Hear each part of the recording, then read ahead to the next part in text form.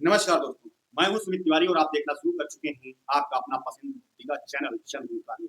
आज हम बात करेंगे सरकार बनाम आम जनता के आमरण अनशन से लेकर के जन आंदोलन।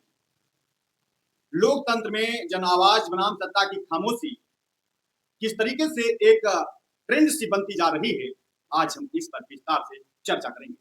दर्शकों, आपसे अनुरोध है कि आप लोग इस वीडियो के लास्ट तक जरूर बने रहें, तो आपको समझ में आएगा कि ये सब क्या चल रहा है। तो फिर आप पुनः नमस्कार और आप देख रहे हैं जनहुंकार न्यूज। और आज हम सत्ता के गलियारों से लेकर देश की सड़कों तक फैले एक ऐसे मौन और आक्रोश का विश्लेषण करने जा रहे हैं जो सीधे हमारे लोकतंत्र की सेहत से जुड़ा हुआ है। आजाद भारत के इतिहास में आंदोलन और अनशन हमेशा से जनता के सबसे बड़े संवैधानिक हथियार रहे, चाहे वो महात्मा गांधी का सत्याग्रह हो या आपातकाल के खिलाफ छिपी आंदोलन। सड़कों पर उतरी जनता ने हमेशा सत्ताओं को अपनी नीतियों पर पुनर्विचार करने के लिए मजबूर किया, लेकिन पिछले कुछ वर्षों में देश के भीतर विरोध प्रदर्शनों को लेकर एक नया और बेहद चौंकाने वाला ट्रेंड सामने देखने को मिल रहा है। कैसे समझते हैं कुछ उदाहरणों के साथ। चाहे वो 3 कृषि कानून के खिलाफ 1 साल तक चला ऐतिहासिक किसान आंदोलन या उत्तर प्रदेश में 69,000 शिक्षक भर्ती में इंसाफ मांगते वो युवा, जंतर मंतर पर न्याय की भीख मांगती देश की शीर्ष महिला पहलवान हो, या फिर लद्दाख के पर्यावरण और स्वच्छता की रक्षा के लिए आमरण अनशन पर बैठे सोनम वांगचुक। एक पैटर्न साफ नजर आता है। वह पैटर्न है शुरुआत में सत्ता की एक लंबी चुप्पी, फिर आंदोलन को थका देने की रणनीति, और अगर फिर भी बात न बने तो पुलिस या बल, मुकदमे और लाठियों का प्रहार। आज हम इस विशेष बुलेटिन में 3 तीखे सवालों के साथ समझने की कोशिश करेंगे कि क्या वास्तव में भारतीय लोकतंत्र में आंदोलनों का असर खत्म हो रहा है। दोस्तों, क्वेश्चन मार्क है, समझिएगा जरूर। क्या हमारा संविधान वाकई खतरे की ओर इशारा कर रहा है? बहुत बड़ा सवाल, कई लोग पूछ चुके हैं। तो दोस्तों, इस विश्लेषण में आगे बढ़ने से पहले आज हर जागरूक नागरिक को व्यवस्था से 3 तीखे और बुनियादी सवाल पूछने होंगे। पहला, क्या चुनाव में मिलने वाला प्रचंड बहुमत सरकारों को जनसंवाद के प्रति निरंकुश बना देता है? जब किसी सरकार के पास संसद या विधानसभा में भारी बहुमत होता है, तो क्या वह जनता के शांतिपूर्ण विरोध को जनादेश का अपमान मानकर खारिज करने लगती है? लोकतंत्र में बहुमत का मतलब असहमति की आवाजों को दबाना तो नहीं हो सकता। हो सकता है कि आप लोग हमें जरूर बताइए। दूसरा सबसे महत्वपूर्ण सवाल, विरोध प्रदर्शनों को राष्ट्र विरोधी टूल किट या विपक्ष की साजिश घोषित करने की टाइमिंग क्या है? जैसे ही किसी आंदोलन व्यवस्था की कमियों पर उंगली उठाता है, तो मूल मुद्दों जैसे बेरोजगारी, भ्रष्टाचार या वादों से मुकरने पर बात करने के बजाय आंदोलनकारियों की नियत पर सवाल क्यों उठाए जाने? सोचा है कभी आप? सोचना और पुनर्विचार करिएगा। तीसरा और सबसे महत्वपूर्ण सवाल, न्याय और बातचीत के लिए सड़कों पर महीनों बैठने की मजबूरी आखिर किस सिस्टम का फेलियर?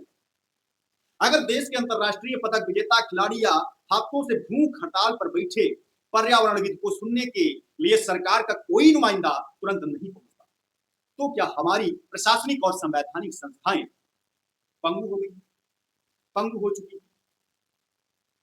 सोचिए। ठीक, कोई बात। आइए इन तीनों सवालों के जवाब तलाशने के लिए पिछले कुछ वर्षों के उन 10 बड़े उदाहरणों का तथ्यात्मक विश्लेषण करते हैं, जहां जनता सड़कों पर बैठी रही, लेकिन उन्हें सिर्फ उदासीनता, लाठियां और मुकदमों का सामना करना।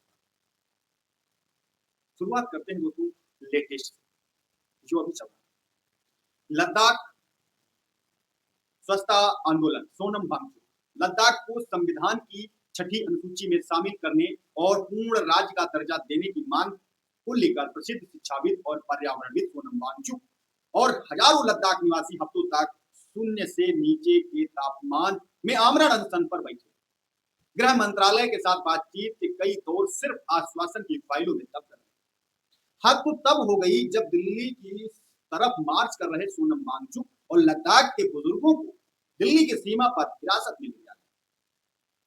आज भी मांगे अधर में लटकी और सरकार का रवैया उदासीन बना हुआ। ये पहला। दूसरा, जंतर मंतर पर महिला पहलवानों का आंदोलन। सबको देश को अंतर्राष्ट्रीय स्तर पर गौरव दिलाने वाली महिला पहलवानों को भारतीय कुश्ती संघ की तत्कालीन अध्यक्ष पर यौन उत्पीड़न के गंभीर आरोप लगाने के बाद जंतर मंतर की सड़कों पर महीनों गुजारने पड़े। शुरुआत में सरकार ने पूरी तरह चुप्पी साधे रखी।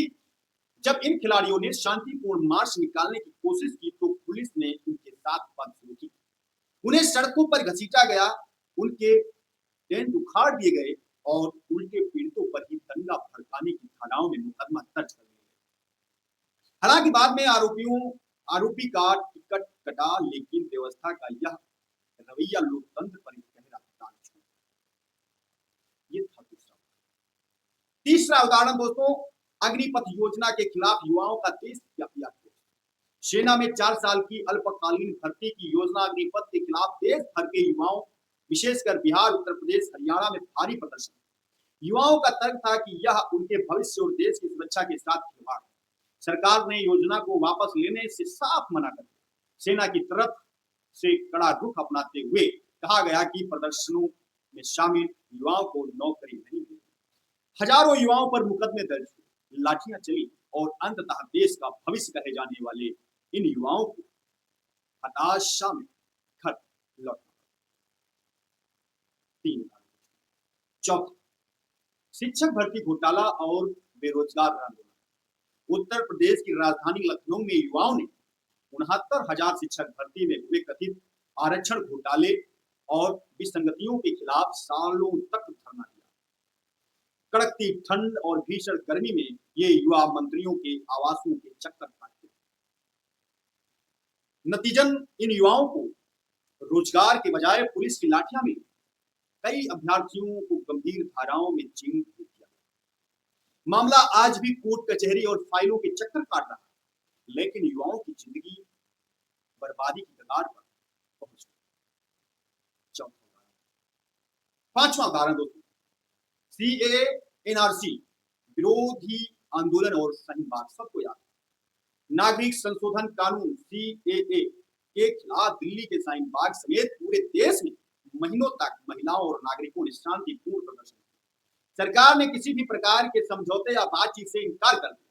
बाद में दिल्ली दंगों की आड़ में आंदोलन से जुड़े कई छात्रों और सामाजिक कार्यकर्ताओं पर यूएपीए की जैसी सख्त आतंकवाद विरोधी धाराओं के तहत मुकदमे दर्ज किए, जिनमें से कई आज भी बिना जमानत के जेलों में बंद हैं। अंततः कोविड-19 महामारी के नियमों का हवाला देकर पुलिस ने इस धरने को बलपूर्वक समाप्त कर दिया। रेलवे में एनटीपीसी और आरआरबी परीक्षा विवाद। बिहार और यूपी रेलवे भर्ती परीक्षाओं के नतीजों में देरी और कथित धांधली को लेकर बिहार और यूपी में छात्रों का गुस्सा फूट पड़ा। जब छात्रों ने रेलवे ट्रैक जाम किए तो प्रशासन का रुख बेहद दमनकारी रहा।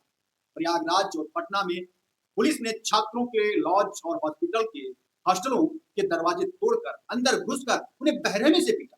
सैकड़ों छात्रों पर ऐसे आपराधिक मुकदमे दर्ज किए गए जिनसे उनका पूरा करियर डाउन हो गया।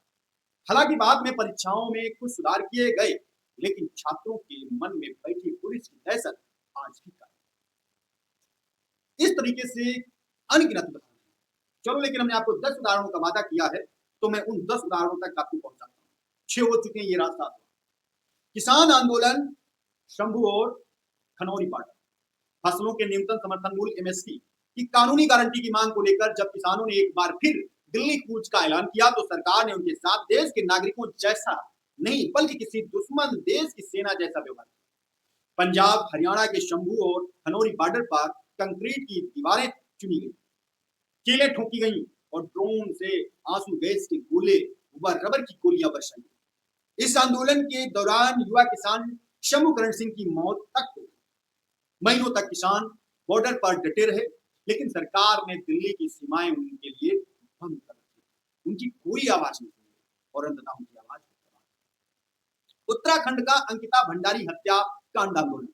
उत्तराखंड के एक रिसोर्ट में काम करने वाली 19 वर्षीय अंकिता भंडारी की हत्या के बाद पूरे राज्य में भारी जन आक्रोश फैल गया। आरोप था कि रिसोर्ट का मालिक एक रसूखदार नेता का बेटा था और किसी वीआईपी को बचाने के लिए सबूतों को मिटाने की कोशिश की। जब जनता इंसाफ के लिए सड़कों पर उतरी तो पुलिस ने प्रदर्शनकारियों पर लाठीचार्ज। आंदोलन का नेतृत्व कर रहे सामाजिक कार्यकर्ताओं पर मुकदमे लाद दिए। जनता आज भी उस वीआईपी का नाम पूछ रही है, लेकिन सत्ता ने इस पर गहरी चुप्पी हो। मध्य प्रदेश संविदा स्वास्थ्य कर्मियों का वो आंदोलन। मध्य प्रदेश में हजारों संविदा स्वास्थ्य कर्मियों ने नियमितीकरण और समान वेतन की मांग को लेकर अनिश्चितकालीन हड़ताल शुरू। स्वास्थ्य सेवाओं के ठप होने पर सरकार ने संवेदनशीलता दिखाने की बजाय दमन का रास्ता चुना। आंदोलनकारियों पर एस्मा ला दिया गया, कई कर्मचारी नेताओं को गिरफ्तार किया गया और सैकड़ों को नौकरी से निकालने की नोटिस थमा दी गई। नौकरी जाने के डर से आखिरकार कर्मचारियों को बिना मांग पूरी हुए वापस काम पर लौटना। हाथरस वो हत्याकांड, हाथरस कांड के खिलाफ प्रदर्शन और नाकेबंदी। हाथरस में एक दलित युवती के साथ हुई दरिंदगी और पुलिस द्वारा रात के अंधेरे में चपल शव जलाए जाने की घटना ने पूरे देश को हिलाकर रख दिया। जब नागरिक समाज और विपक्षी नेता पीड़ित परिवार से मिलने हाथरस जाने लगे तो पूरे जिले को एक किले में तब्दील कर दिया। राहुल गांधी और प्रियंका गांधी समेत कई नेताओं पर लाठियां चली और मुकदमे दर्ज। हाथरस जा रहे पत्रकार सिद्दीकी की कंपन या पर यूएपीएल लगाकर उन्हें सालों तक जेल में रखा। सरकार ने इस पूरे आंदोलन को अपनी छवि खराब करने की एक अंतरराष्ट्रीय साजिश करार देकर पल्ला झाड़ दिया। इन 10 उदाहरणों को देखने के बाद अब हमें उस सबसे बड़े सवाल का विश्लेषण करना होगा जो आज देश का हर बुद्धिजीवी और आम नागरिक पूछ रहा है। क्या वास्तव में भारत का संविधान खतरे में? इसको समझने के लिए हमें 2 दृष्टिकोणों को देखना होगा। कौन कौन से? पहला दृष्टिकोण है संविधान के अक्षर यानी तकनीकी रूप। तकनीकी रूप से हमारा संविधान आज भी सुरक्षित है। संविधान का अनुच्छेद 19(1)(b) हर नागरिक को शांतिपूर्ण और बिना हथियार के विरोध प्रदर्शन करने का अधिकार देता है। अदालतें आज भी चल रही हैं और चुनाव भी समय पर हो रहे हैं, इसलिए कागजी तौर पर संविधान खतरे में नहीं दिखता। दूसरा दृष्टिकोण संवैधानिक नैतिकता। असली खतरा यहीं पर। बाबा साहब डॉक्टर भीमराव अंबेडकर ने कहा कि संविधान चाहे कितना भी अच्छा क्यों न हो, यदि उसे चलाने वाले लोग सही नहीं होंगे तो संविधान अंततः बुरा साबित होगा। जब सरकारें जन आंदोलनों के प्रति थकाओ और जीतों की रणनीति अपनाती हैं तो आंदोलन को इतना लंबा खींच दो कि लोग खुद थक कर हार कर चले जाएं। तो यह लोकतांत्रिक संवाद की हत्या है। जब जायज मांगों को अनसुना किया जाता है तब शांतिपूर्ण प्रदर्शनकारियों को लाठियों से पीटा जाता है। जब पत्रकारों व एक्टिविस्टों पर आतंकवाद की धाराएं लगाई जाती हैं तब संविधान की आत्मा को गहरी ठेस पहुंचती है। लोकतंत्र सिर्फ 5 साल के लिए एक बार वोट देने का नाम नहीं। लोकतंत्र सिर्फ 5 साल में एक बार वोट देने का नाम नहीं है दोस्तों। यह सरकार और जनता के बीच रोजाना होने वाला संवाद, और जब यह संवाद टूट जाता है तो व्यवस्था का स्वरूप बदलने लगता है। समझ रहे हैं आप? इतिहास गवाह है कि जब किसी भी देश में जनता की आवाज को लंबे समय तक दबाया जाता है तो शांत दिखने वाला असंतोष एक भयानक ज्वालामुखी का रूप ले लेता है। हम लोगों ने देखा बांग्लादेश, हम लोगों ने देखा नेपाल। जैन जी लोगों ने प्रदर्शन किया, पूरी सत्ता को पलट दिया, देश की व्यवस्था बदली।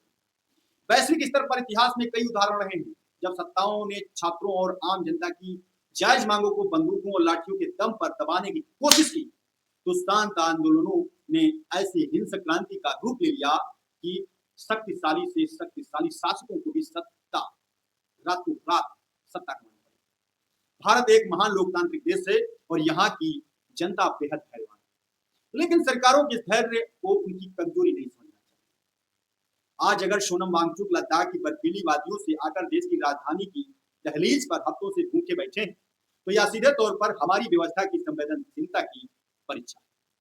सच्चाई यही है कि सरकारें चाहे कितनी भी मजबूत बहुमत में हूं, उन्हें अपने चुनावी दृष्टिकोण से